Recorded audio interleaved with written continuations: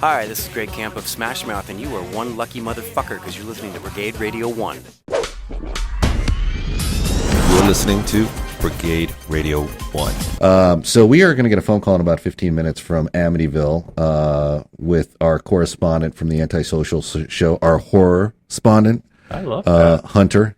First of many recons. We are putting together a show from Salem, Massachusetts that'll be available on the YouTube channel, and we'll also have people calling in from Sleepy Hollow, the Jack the Ripper, Whitechapel area of England. Really? Yeah. You got your minions everywhere. I've got the minions out. So your people are. Yeah, so you guys are going to earn your, you know, yeah. So you're going to get you're get your merit badge, your horror merit badge this month. So he'll be calling in, and what's great about him is he believes the case. So it's hilarious. You know, very respectable guy. We love him, and he believes the case, and he'll tell us why when he calls. Right. And I, you know, of course, he's got a lot of class too. Because one thing we suggest, and I'm serious about this, is don't go into trespassing in people's yards and stuff, hoping to see something. That's just really past a level of decorum that we want this show to represent. Yep.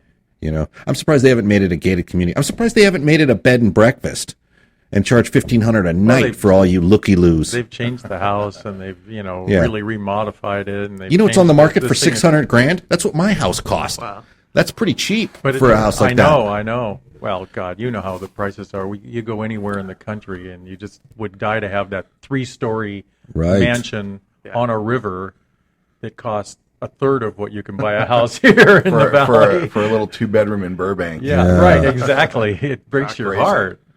Right. But, last I heard it was on the market again. It's changed hands 2 dozen times. I don't believe that case, by the way. No, good, don't. Yeah. There's a lot of places like that are like, you know, historic kind of houses that people put on the market and they just never sell. Yeah. And the price just keeps dropping. Poltergeist yeah, but that's not for sale. I actually, in Simi Valley, the house where they filmed Poltergeist is right down the street from where I live. Right. That's not like, you know, it's not a historic, that's just a movie. No, yeah. Yeah, but, you know, some people would. It's weird what people feel. They probably people standing in front of it sometimes taking a picture, I'll bet.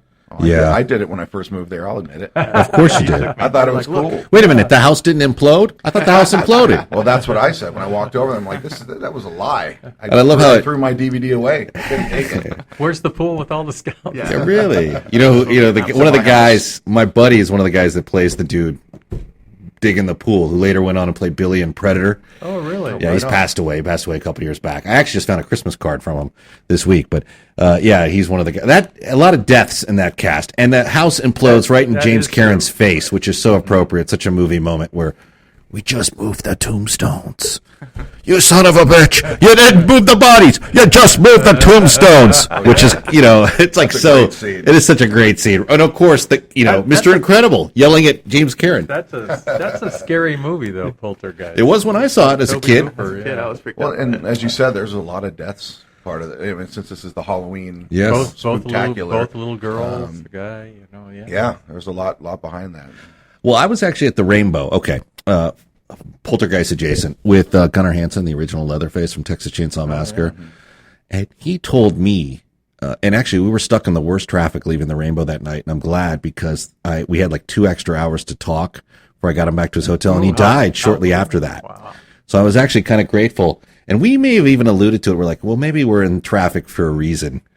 But at the Rainbow, remember this? You were with us. And the Gunnar Hansen and Sean were like best buddies. He was the backup Santa at our Christmas event. I don't know if a lot of people know that. He was the guy because he's like 8 feet tall, and he looks like Santa. And we'd be like, if I call you, you got to come out to this thing. We're going to throw you in a Santa hat. And but they were like best buddies. In fact, when I told her he passed away, that was one of the first times I saw her genuinely hurt. Yeah. But they were like 2 peas in a pod. They were like the little rascals.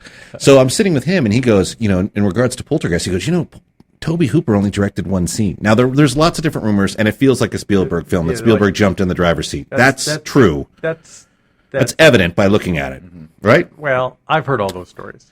Well, Tobe, who we also knew. Tobe Hooper was a great director, though. I thought so, too. Steven was leaning on him the whole time, but I actually liked Tobe Hooper. There was a lot of stories about Tobe, but Tobe was always fun to talk to. Yeah. And I actually met him shortly after he finished his film Mortuary. Toolbox Murders is where I met him, right around that. And he was great. But I don't think I think Gunnar believed he only directed one scene, but I don't think he only directed one scene because some of the moments feel like Hooper, and then most of the movie feels like Spielberg to me. Guys are nodding. You guys have clearly watched this movie. You've overanalyzed it, haven't you? Not really. It's been a while since I've seen it, but you can tell like it's definitely to have that Spielberg feel to it for sure. Yeah, I'll agree. I'll agree on that. Yeah, Definitely but has that he's feel. executive producer. He's producing it, so Yeah. naturally it would have a Spielbergian feel. But there's he's not definitely- going to greenlight a project that isn't Up to something. his Yeah, standard. that'd be up to But we're feels going. like, right? You've worked on movies that Spielberg has produced, Yeah. and there's a feeling, and definitely he controlled it in post because it sounds and it definitely moves like a Spielberg movie from the soundtrack and the composition. But some of the shots seem very Spielberg-esque, particularly when there's that. And where do they find these people, that observation crew that are like, I'm just going to sit back and have chips. I'm in a haunted house. Oh, shit's happening. And then they all spring into action. Yeah. You know, and I always wonder, like, where do you find those guys? Well, now you know where you find them. But back in those days, I'm like, where do these guys come from where they study this stuff? And I always thought that was like Billy D. Williams' cheaper younger brother that played that part. Like, I thought, like, if they only got Billy D. to be the guy, like, shit, man, there's a Hulk flying around in here. But I love that scene in the film when the investigators come and they're all kind of pompous and they've got all their equipment and they said, "Well, do you guys know what you're doing?" He's Craig. What's the actor's name? Craig Nelson. Craig Nelson. He asked them and they said, "Well, we had our cameras on a thing and we saw a little thing move a micro inch or something like that." And they were so proud of capturing that on tape. He says, "Well, you're going to love this." And he throws open the door, and the whole room is it's total mayhem. swirling with records and dolls. And it's mayhem before, like, mayhem was really CGI. Yeah, that was tangible. pretty cool CG. Yeah, like the record player starts playing, Yeah, you I know, love it's all like that. tiddlywinks and, you know, the kid it's basically Twilight Zone in a movie, right? The kid gets sucked into the closet. We've seen that Twilight Zone. The clown that comes to life. We've seen that Twilight Zone. There's 2 episodes. There's 2 marionette. That stuff's always spooky. Anything that's in the closet, I'm instantly a kid Yeah. watching that closet. It had to be shut when I was a kid. That's Did it? for darn sure. Mm-hmm. No way could it be partially open, and no way would my arm drape over the side of my bed either. Under the bed. man. Nobody's leaning over and looking under the bed. That's all. You're That's shutting all your crazy. light off, and then you're jumping onto your bed. That's You the- don't let anything drape over the side, a foot, an We still arm. do that today. Jeez, look at you guys. You guys are seriously affected by this stuff. But fantastic movie. Mark Marshall, I think, worked on that, actually, or visited the set when they were shooting it. Probably. Yeah. But Hooper, you know, he like had a nervous breakdown around the time of that movie. Something very tragic. I interviewed with him right around then. For what? I'm trying to think of the film. I went over to his house and I had a long, great conversation with him about doing his movie. And I ended up getting another movie. He couldn't get it together to do the film. But boy, did we have a great couple hours talking about Mesmerizing movies. guy to talk to. Yeah, it was really cool. I always wanted to meet him, so I took that meeting for sure. And it was in his house, so he was very comfortable. And Well, he'll talk for hours. You I know never who- worked for him at all. But You know who else is like that? Is Daniel Pearl, who was the DP on the original Texas and did the remakes and stuff. And he had just gotten off of Pathfinder. When I was at Warner Brothers in feature development, we brought him in for a movie. He'd just gotten off of Pathfinder, which was one of the great movie mishaps of all time. Vikings versus Native Americans. How do you lose with that? Well, we found a way. I don't even know that movie. Yeah, Marcus Nispel. Great premise, and it just didn't work. But that is one of the all-time great premise. You know, it's so true that what you see in a script is not what you're going to ultimately get. Boy, is that the truth. And so he he sits down, and I go, "So Pathfinder," and he goes, "Yeah." What happened?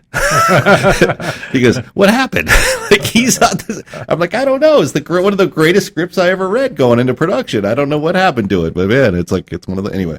I'm sorry to bore you on the sidetrack, but yeah, Hooper was fantastic to talk to, easy to talk to, easy to be around. What a cool guy. Yeah, for sure. You better subscribe to this channel before you look uncool.